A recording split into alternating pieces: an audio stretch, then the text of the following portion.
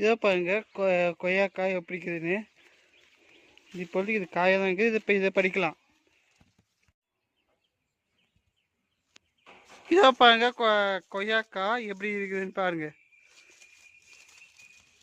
இது இப்போ பிஞ்சியாக இருக்குது. இது இன்னும் கொஞ்ச நாள் ஆயிடுச்சுன்னா காயாகும். காய் கற்று பழுக்கும்.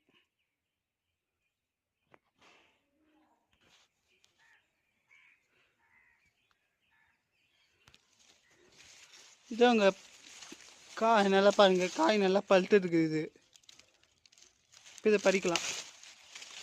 இந்த சைடு பாருங்க, இது அதோடு நல்லா பழுத்து நிற்குது. இந்த பக்கம் பாருங்க, இங்கேயும் இதுவும் பழுத்து நிற்குது.